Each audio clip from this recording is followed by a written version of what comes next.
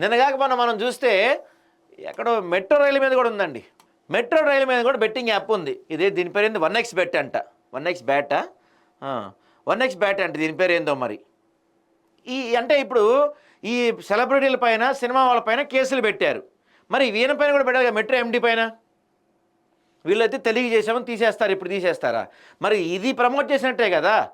Metro ఎండి పైన case పెట్టాలి, వీళ్ళపైన ఎందుకు పెడతలేదు? గవర్నమెంట్ పైన కేసు పెట్టాలి, వీళ్ళపైన ఎందుకు పెడతలేదు?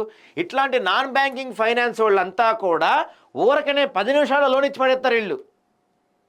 నీ సిబిల్ ఎంత ఉంది, నీకు ఇన్కమ్ ప్రూఫ్ ఉందా లేదా, నువ్వు లోన్ తీసుకుంటున్నావు మీ ఇంట్లో వాళ్ళకి తెలుసా లేదా, నువ్వు లోన్ తిరిగి కట్టగలవా? యాక్చువల్గా బ్యాంకింగ్ రూల్స్ ప్రకారం మనం ఒక లోన్ కట్టాలి అంటే, లోన్ తిరిగి కట్టగలగాలి అంటే మనం ఆ లోన్ కట్టే సంపాదన మనకు వస్తుండాలి. వీడి సంపాదన ఎంత, వీడు 10,000 సంపాదిస్తా అయితే మనం వీడికి ఒక 1,000 రూపాయలు లోన్ ఇవ్వచ్చు, లేకపోతే ఒక 2,000 లోన్ ఇవ్వచ్చు, వీడి సంపాదన తెచ్చి కడతాడు అని చెప్పి ఒక లెక్క ఉంటుంది. అవేమీ చూడకుండా 10th క్లాస్ పిల్లలకి, ఇంటర్ పిల్లలకి, డిగ్రీ పిల్లలకి ఊరకే లోన్లు ఇచ్చేస్తారు వీళ్ళు.